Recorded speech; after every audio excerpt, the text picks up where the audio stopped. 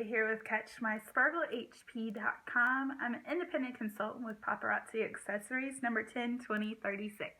Today we're going to talk about basket parties. So you can put your basket party in pretty much any bag. Just make sure it's large enough. You can't put it in like a little lunchbox unless, that's all you've got to kind of stuff it with. But what I typically do is a larger bag. I've got a few things kind of already stuffed in here that I wanted to talk about. Basically, you want something that's easy for them to tote around with them to work, that's not going to be a hassle for them to set up. It's going to be easy for them to pull everything out and for people to shop without feeling like they had a lot of extra work to do. So basically, you have made this the easiest way for them to host a party without having to clean their house or put out stuff other than a Facebook Live.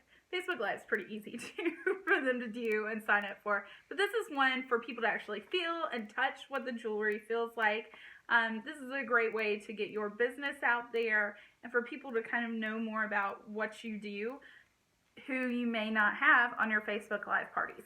So let's talk about what's in the bag, shall we? So the first thing is the lovely oats container. This one's not spray painted because I wanted to show you what we really have hiding back here. So typically you spray painted black like the backboard, and then you have like some cute pink duct tape or something around the edges to just kind of keep it together, and then maybe some like cute little pink stickers that say Paparazzi Accessories, or you could put like I like to put my website on it, CatchMySparkleHP.com. That way, if someone doesn't grab a business card, they already have my website kind of in their mind. Or you could also put your Facebook tagline on there. Because a lot of people just take their cell phones, they'll snap a photo of it, or they'll go ahead to your Facebook page and add it.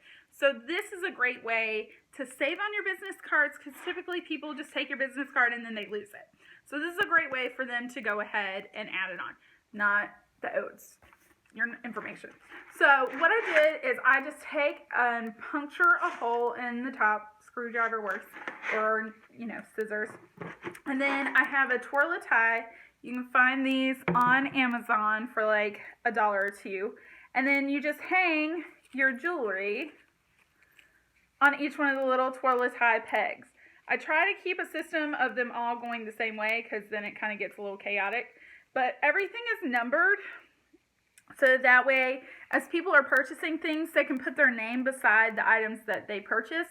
That way, if they pop up on your Facebook, you go, oh, they bought the gold piece, or oh, they bought the silver piece.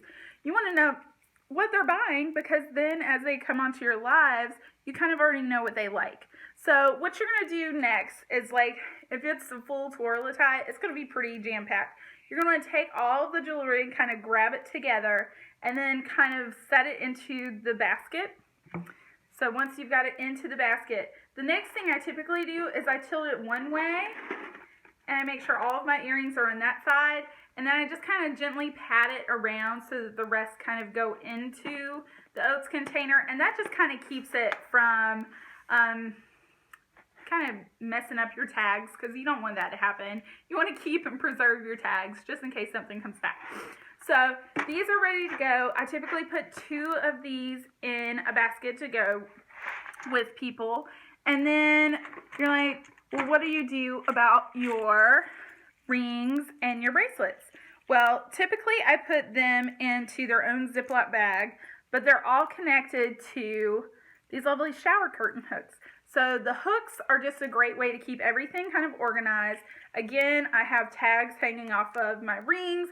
I have tags on the back of all of my bracelets, again, for people to sign whatever they purchase, so that way I kind of have a checks and balances, so I know what left and what came back. So these are put into their own like quart Ziploc bags, that way they're not getting tangled up, because these typically like to get kind of tangled in between things, but I just don't like anything sticky being on the ring, because that could ruin or compromise the ring. So this is a good way of not compromising like the quality of our rings. So put these into the bag as well. So now you've got your bracelets, you've got your rings, you've got your necklaces, and the only one that I'll tell you that I typically don't put onto the rings are the earrings. And the only reason why is I first did a basket party like this and I lost like 15 backs.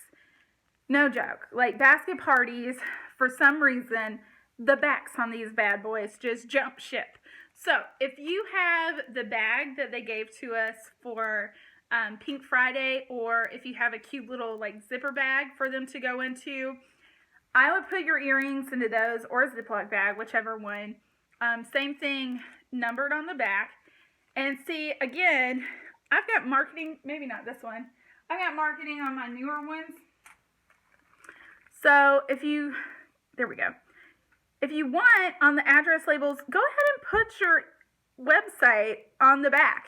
And then people have like another way of taking the stuff with you and not ever getting a business card. Still, I would put some business cards in there because there are people who like business cards, but it's not always necessary.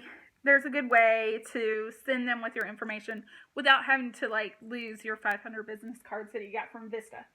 The next thing is Starlit Shimmer. The earrings I do put onto the shower curtain rings just because they're posts and they typically don't lose their backs as easily. And then the rings already come in the cute little handy dandy boxes for Starlit Shimmer, so you really don't have to worry about those. And then your bracelets, same thing. Let me grab one real quick.